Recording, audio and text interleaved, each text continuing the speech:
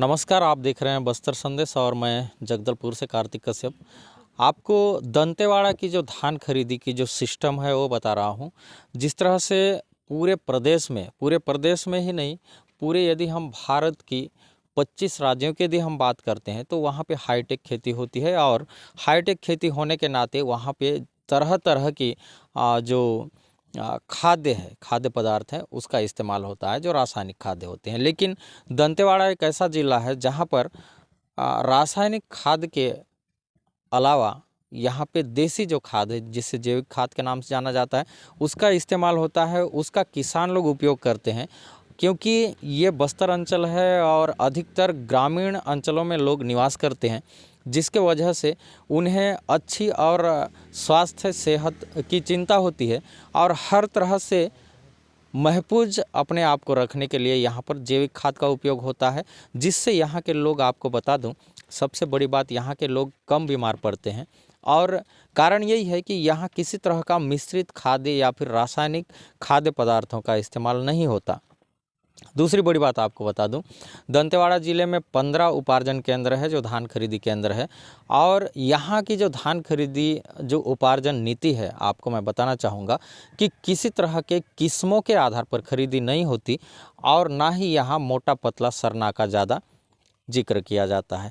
जबकि अंदरूनी इलाका होने के नाते यहाँ पे धान हर किस्म का लिया जाता है। जैसे आपको मैं क्षेत्रीय भाषा, जो छत्तीसगढ़ी और क्षेत्रीय बोली का जो नाम लिया जाता है, क्षेत्रीय बोली के हिसाब से बता दूं, इधर गोंडी भाषा का इस्तेमाल अंदरूनी क्षेत्रों में ज़्यादा होता है।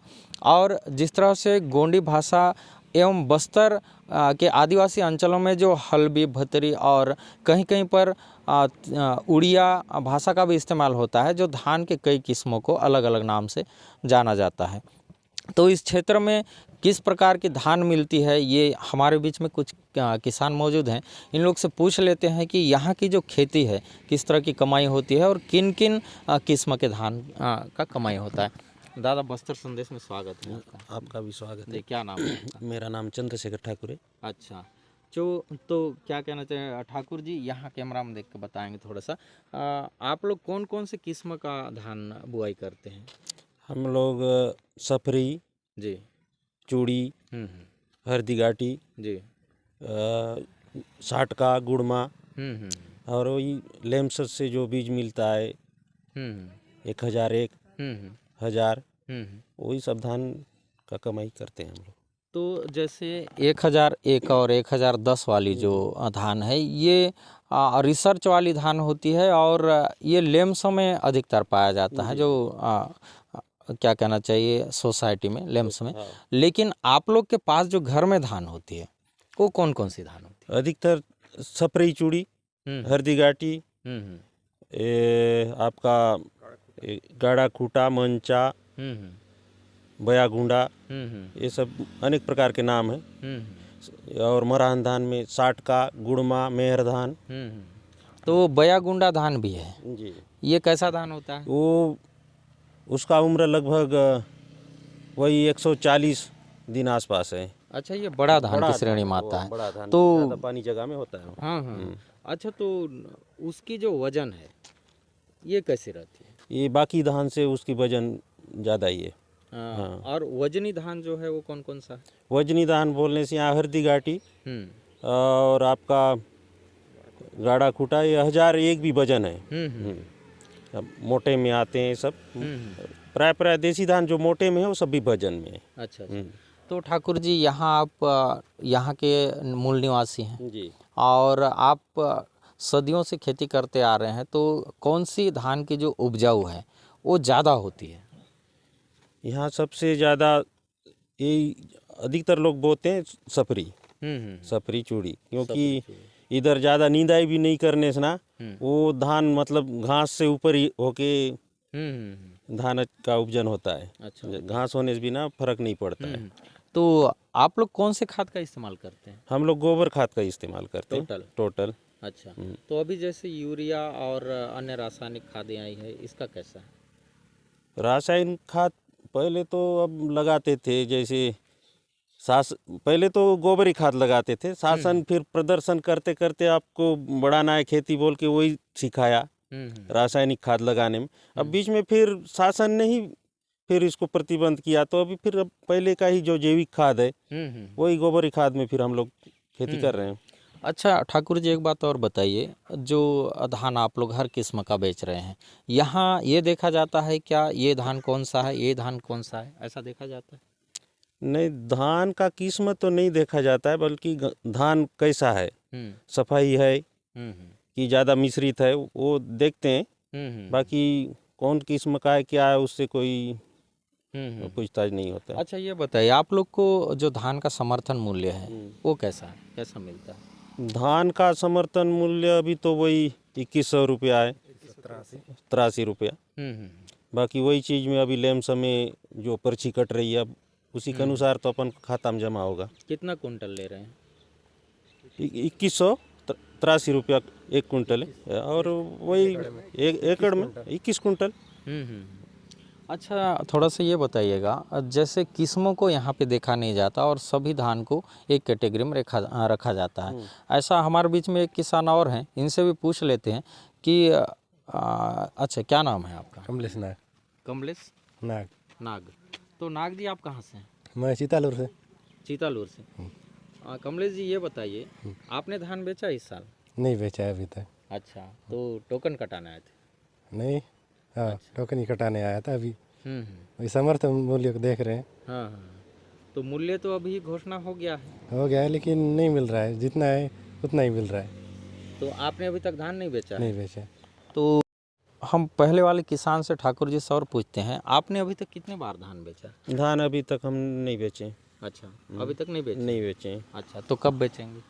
अब देख रहे हैं, वही अगर अपना जो शासन जो गारंटी दिए थे, अब कहीं वो मूल्य लैमसम आ जाए तो अपन को भी अच्छा लगेगा। वही अब बाद में जुड़ेगा नहीं जुड़ेगा, अभी कंफ्यूज में हैं हम लोग। अच्छा, तो नहीं जुड़ेगा तो अब लास्ट तक देना ही पड़ेगा वही 2100, हम अब क्या करेंगे। मजबूरी तो अपना ही है, समझ लो।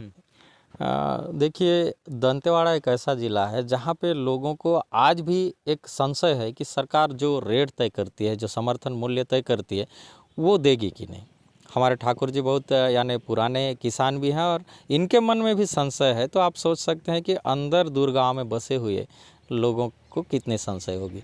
दूसरी बात, यहाँ के मैनेजर जो पांडे जी हैं, इनसे पूछ लेते हैं थोड़ा सा कि किस महीने में यहाँ पर खरीदी तेज होती है। पांडे जी नमस्कार। नमस्कार। बताएंगे इसमें आपके जो क्षेत्र में, दंतेवाड़ा क्षेत्र में, कौन से महीने में खरीदी ज़्यादा होती है? ये दिसंबर के 15 तारीख के बाद से लेके जो है ना, जनवरी के 15 तारीख से पहले तक इस बीच में ना ज़्यादा खरीदी होती है। तो ये धान जो आया हुआ है आपके यहाँ पे, ये कौन से महीना से आया है? ये दिसंबर में ही 15 दिसंबर के बाद से ही चालू हुआ है धान की आवक यहाँ पे। तो जैसे किसान लोग बता रहे हैं कि बहुत सारे लोगों का कहना है कि अभी भी समर्थन मूल्य जो है वो सोसाइटी को अनुमोदित नहीं हुई है, तो ये कहाँ तक जानकारी है?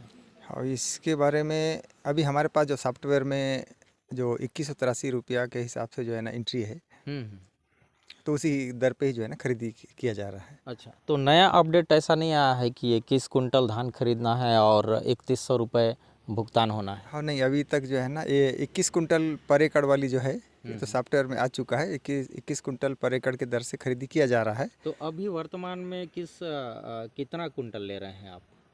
अभी 21 पर एकड़ 21 कुंटल के दर से ले रहे हैं। अच्छा, पहले कितना ले रहे थे? पहले 20 कुंटल के दर से ले रहे थे। अच्छा ठीक है, तो 20 कुंटल वाली जो बात है, ये बस्तर में भी अदा कदा देखने को मिलता था, लेकिन 20 कुंटल ये कहीं का भी निर्देश नहीं था। हालांकि जिला प्रशासन अपने अपने स्तर में 20 कुंटल और 18 कुंटल की स्थिति निर्मित की हुई थी, लेकिन जैसे विष्णुदेव साय की जो सरकार है, उनका सख्त निर्देश था कि 21 कुंटल ही खरीदें। और आज जैसे पांडे जी बता रहे हैं, पहले सिचुएशन और था और अभी 21 कुंटल की खरीदी की जा रही है।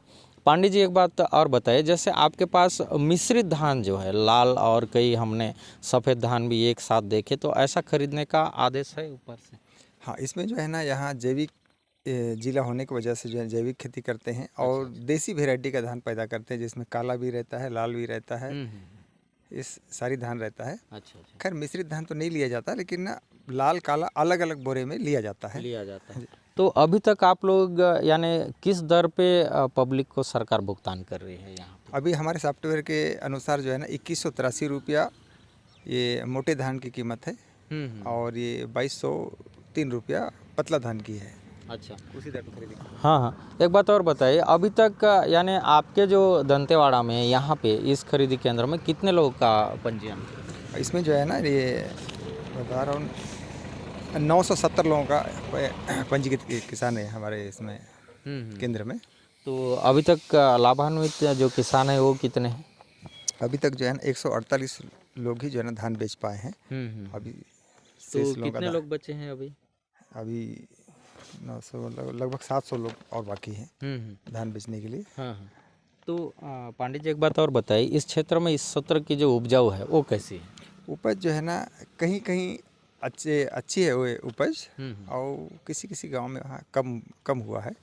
उस आधार पे थोड़ा सा पिछले साल की तुलना में थोड़ा एवरेज उपज कम तो लग रहा है।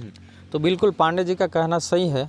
एक बात और ठाकुर सर से पूछ लेते हैं। ठाकुर जी थोड़ा सा ये बताएंगे, इस सत्र में जो उपजाऊ है, आप सदियों से खेती करते आ रहे हैं, इस बार की जो उपजाऊ है वो कैसी है? इस बार की उपजाऊ मतलब वो खेत अनुसार है। कहीं अगर खार खेत है तो वो किसान का धान उपजा है।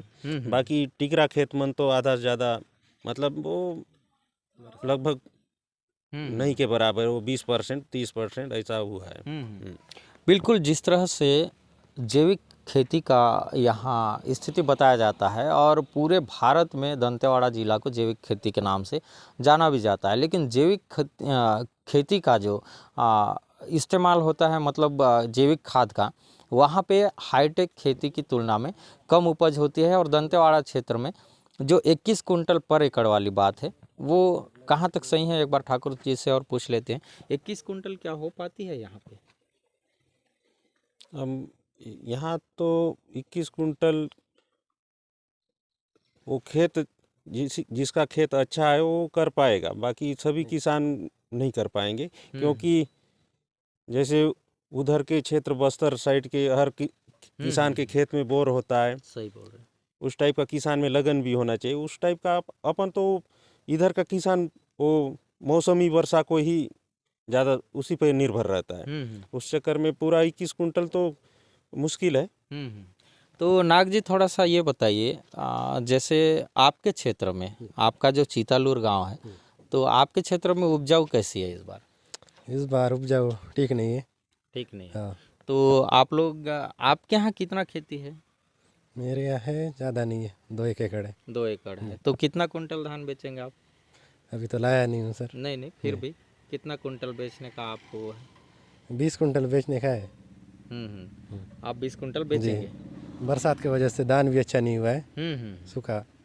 बिल्कुल, नाग जी बहुत ईमानदार व्यक्ति हैं और इन्होंने साफ साफ बताया कि कम से कम मैं 20 कुंटल बेच सकता हूं, क्योंकि इस बार की जो उपज है वो सही ढंग से नहीं हुई है।